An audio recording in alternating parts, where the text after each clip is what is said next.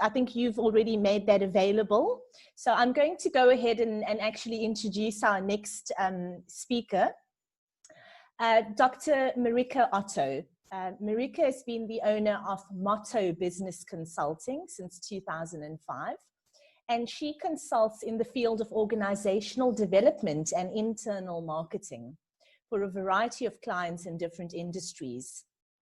Mariheca, you're passionate about creating awareness with regards to inclusivity and gender bias.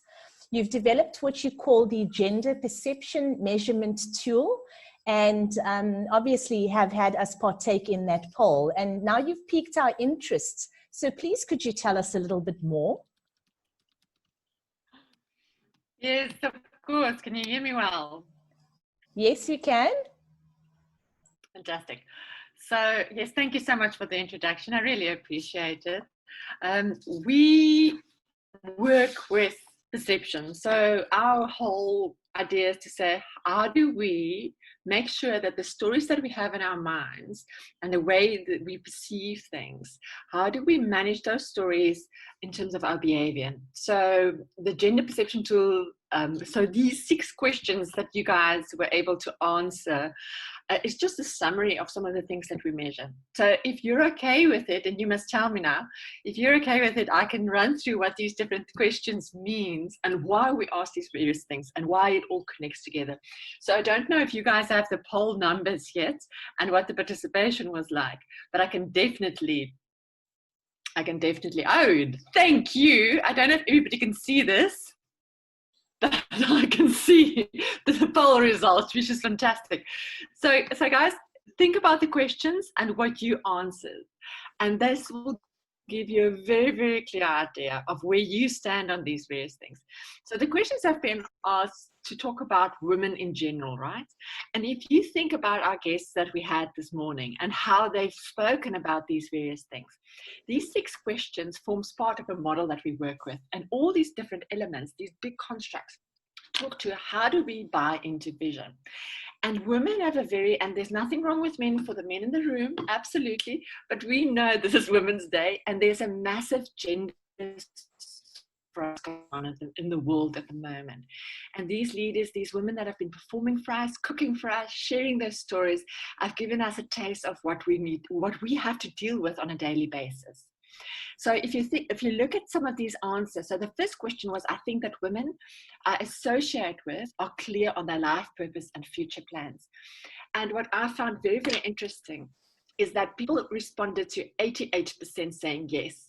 If we look at our research, what we find is that most women are not clear about what they're meant to be doing, or they're not living it yet. So this score is actually quite high.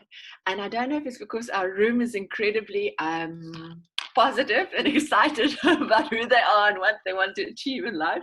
But generally, if you look at our data and the work that we do, we find that this is the basis of what we have to deal with when you start helping women to be on their journeys. So if you look at the stories that we've been listening to this morning, and you listen to Zola's story and what her dad said to her, this is such a prime example of saying, sweetie, angel, darling, if you hate what you're doing, stop it right now and live your purpose. Go and do what you're meant to be doing. So that is really good. But most women don't have the support structures that talk through those things. So let's go on to the next one. The next question says, I believe women know what they are worth and value their own contributions. And here I think the score is becoming a little bit more realistic. So what we know, still in the world, all over the world, women get paid less, and it varies from country to country, for the same job that men do. Why is it that we allow this? And there's your answer. So 62% of women said, yes, it's fine. But 38% of women said, no, absolutely not. And this is what happens. Because we have been in a position to not be able to say, excuse me, I'm getting paid less for the same work.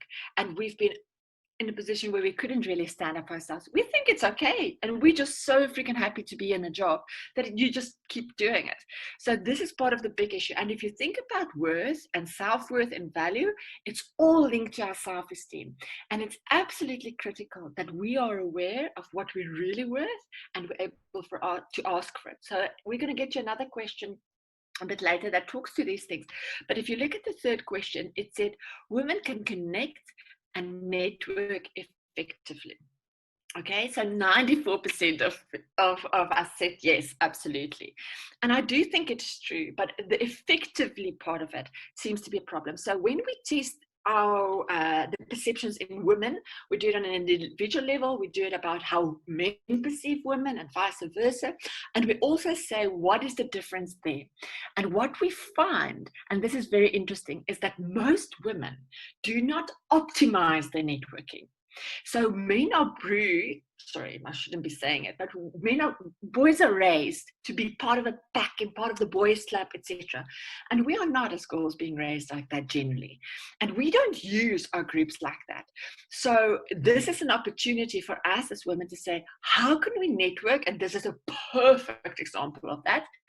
So these 55 women that's in the room right now gets networking. They understand what networking is about. But I'd be very interested to know how many women do we have as part of the Cape Chamber that knew about this event and did optimize the opportunity to network. So there's so much of that in that. So I think networking is probably, if you look at the stories and you think about all of the different journeys of these women that were talking this morning, they all have a story about connecting and knowing somebody that helped them to open a door and really capitalizing onto that relationship. And I think it links very much to the whole thing about asking for what you're worth and what you need. Now, the next one is the one where we talk about positioning, and positioning ourselves as women can position themselves effectively and share their views assertively. And the question there talks about how do we communicate, and it's often about fear of conflict and fear of confrontation and things like that. And we've got an 85% saying yes. And yes, I agree with you fully. But if our self-worth is low, and you can see in comparison with these other numbers that it's lower, our self-perceptions and what we really value in ourselves is low, there's no way you're going to ask for what you want and ask for what you need. I get asked so often to do talks on how to ask for what you need and what you want and get it. And this is what this one is about. So also I think, often there's a stigma around it, but often what happens is women tend to be the pleasers and they want to be the peacemakers. But we're also very, very able to express ourselves because we tend to be communicators. We talk a lot more than the boys. So that's some of our advantages that we have. Then the next item is women are confident in solving problems and sharing the innovative ideas. Now, this score is actually getting to a realistic score. So that's 74%. What we found in our research today is that in teams, the men in the teams value the women's input more than the women themselves in terms of innovative and creative ideas.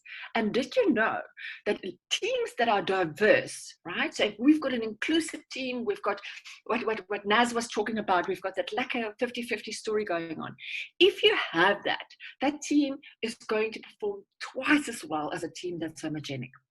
So there's such a used case study for women to be involved and be included and for women to step up. And again, if I've got a brilliant idea and I do not value myself enough to even ask for the money that I need to be paid for, there's no way I'm going to share my idea or my solution. So that all these different items work well together. And the last question that we had, which the final construct, is about creating a support system. And the question is, the women I know have a healthy support structure and take good care of themselves, 82%. I want to say to you, you're probably the people in the room. And I love the whole idea of the between 12 and 2, we say no to meetings because we really need to take some time out. And I can tell you in my own experience, my own journey, I've had to be incredibly disciplined to put some boundaries in place. Now, if you want to put a boundary in place where you actually say, I need a break, I need to go for a walk, I need to do my yoga, what that means is you've got to be able to say no to something to say yes to yourself, right? Now, if I don't value myself, and if my self-worth is low, I promise you, I'm not going to say no to somebody else. I'm going to say no to myself first. And the story in my mind is that person or this request, whether it's a child, whether it's a boss, whether it's something else, a desire of somebody else, is greater than my own need. And what we want to do is we want to avoid that. We want to be able to say, you know what, if I don't take a break now, I'm probably going to kill somebody soon, or I'm going to feel like I'm going to kill somebody soon. So it's incredibly important to put those boundaries in place. I know that we've got a little bit of time, so I don't know if you guys have any questions around these things, but what I do want to say is these numbers do to some extent reflect what is going on in the world. But I also want to tell you that if you look at the curve of these constructs that we just spoke about, it is obvious that self-worth is an incredible driver to successful women and successful people. And that is one thing that we as women need to build on. And we've got to look at why is that? Why is it that we struggle with those different things?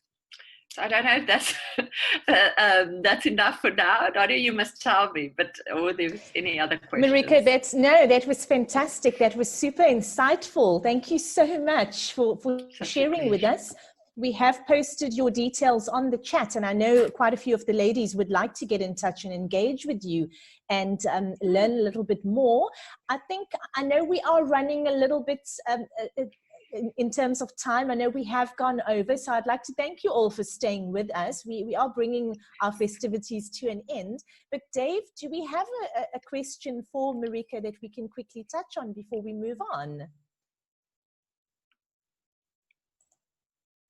I think we've lost Dave. Here. Ask that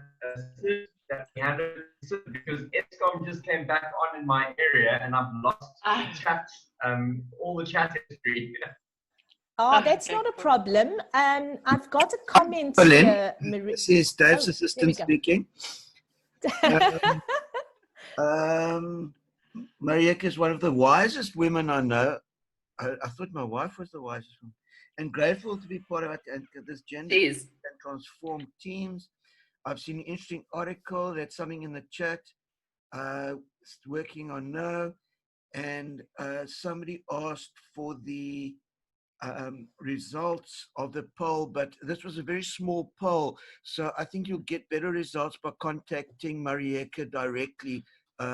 Welcome. Based it on a larger sample size and more intensive research. Mm-hmm. Yeah, what I can tell you though is that I know it's a very small sample, but what I do know is that probably one of the hardest things for us to do is to make sure our self-worth is intact and that we value ourselves enough. And it's that thing, I can't remember, I think it was Glenn that said it, but if our cups aren't full, we won't be able to help anybody else. And it's that we know this and we taught this and it's intuitive, but we still don't do it.